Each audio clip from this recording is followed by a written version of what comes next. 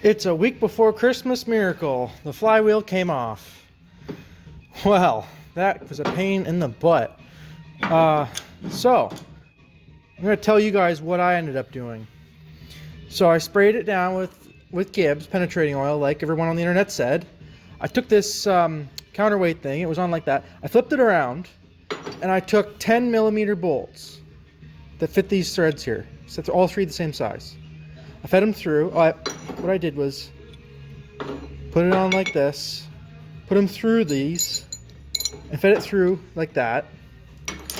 And that's when I kept breaking the stupid bolts because it was so tight. They kept breaking off in there, and I was able to get them out with the vice grips. These needle nose vice grips kept being able to get them out.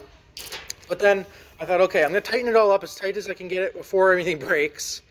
And then I put it in the back room, which was cold. And it got down to 0 last night, so I thought that's going to be good.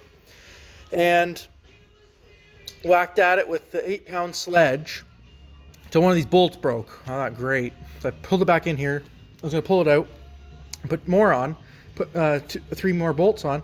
Well, the flywheel was loose. I was like, oh, it worked, awesome. So I was pretty happy. And now it's, what was that? Just a piece of metal, I hope. Yeah. Huh.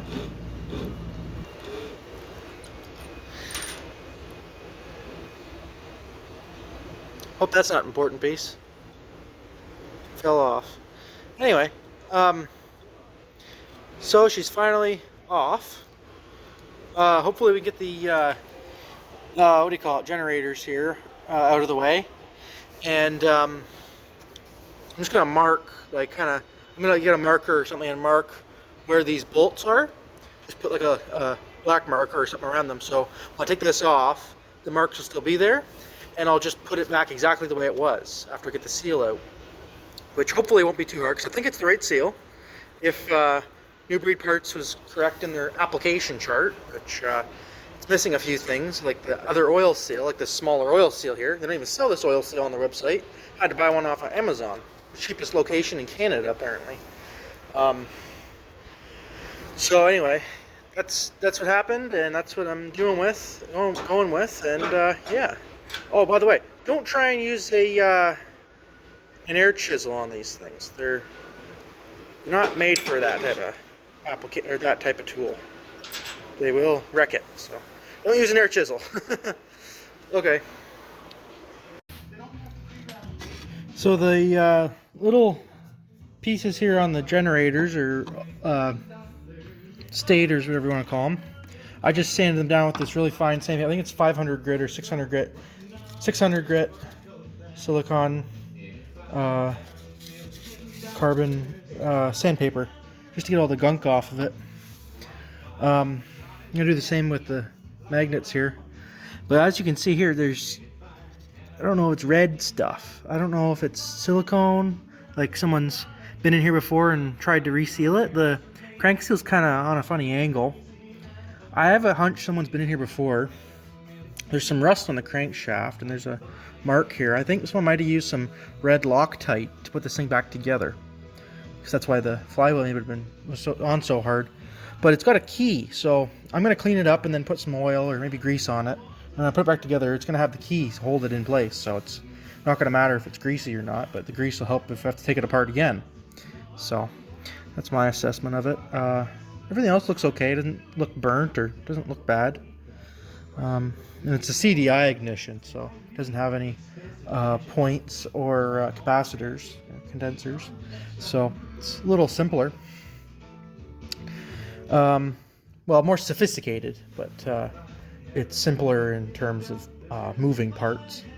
So I'll pull this seal off, this crank seal. My dad found a good method was just drill a Robertson like deck screw or standard screw in it, and then yank it out with a pair of vice grips. Seems quite effective. I also have the new tool that I bought. It's a seal puller. If you get in there good enough and just yank it out, so I might try that first. But anyway, that's what this is looking like. Alrighty, it's off. That doesn't look great. Oh boy, that looks rusty. Ugh, that's not good. Well, time to jam a new one on. I'll try and clean that up the best I can. I don't want to take this engine apart. I don't want to, not one bit. I'm just gonna clean that up and maybe try and jam some grease in there or something, I don't know. Yeah, probably a stupid idea, but oh well. Let's be stupid today. What on earth is that? Well, that's part of the oil injection system. I thought it was screwed up, but it's plugged.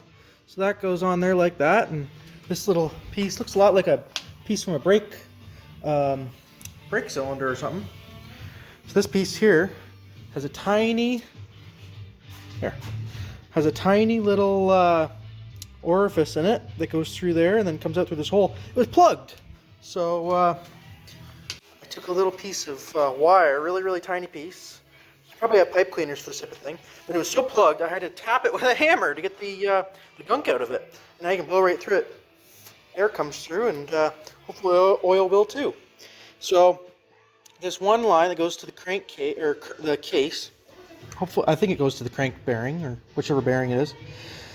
That one has oil going to it, which is good. And then I put the air line on this, and I could hear air coming through the intake side. So I think it's going through, and I pumped some oil through it. So I think there's oil going to it. This side had lots of oil going to it. Maybe I should take this apart and clean it too. But this one was totally jammed right up. It was clogged. Now it's clean. So I'm going to put it back together and test it out. Because apparently you need the oil injection system on this, and you can't bypass it. When you put these back together, make sure you clean the surface up pretty good. And there's a aluminum like crush kind of washer on the top and a washer on the bottom. And it just goes in there like that, and you screw it in with a 10mm bolt. But be very careful, you don't get any more gunk in there. Okay, so all back together nicely. Put a little bit of oil in a little piece of pipe here. Made a little bit of a reservoir with this piece of pipe or hose. Okay, so got oil in here. I got the chain or the gear on here just to temporarily to try this out. I got a bolt jammed in here. Shoot. So that this little lever is down. So if the lever is not down, usually is down like pulled by the cable. So it puts oil into the engine when it's running and when you give it throttle. So I'm just gonna prop it up here.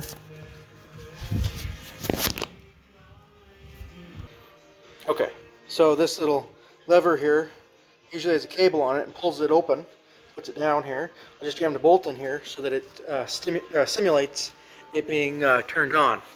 So I'll hook up the drill and run it clockwise, and that's the right way. So when you spin this over, yeah, kind of, well, on this side it's technically counterclockwise. So I'll spin it over counterclockwise on this side, the clutch side. And I'll see if I can get video of the oil squirting into these two little jet type thingies.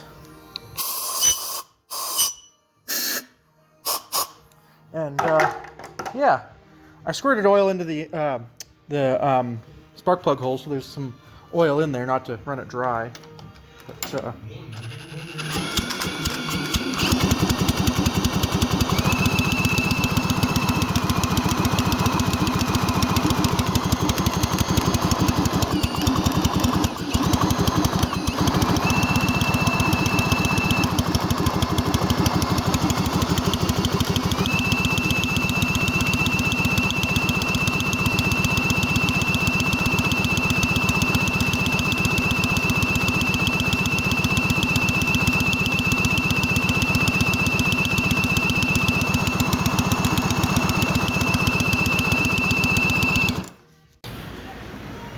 I found the world's tiniest piece of hose, and it fit on here, and it's piped to this side. This side was leaking.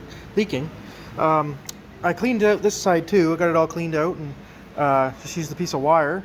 So there's oil going to both of these little jets. I got oil. I think I got oil going to the inside bearing there, that piece. Everything looks pretty good.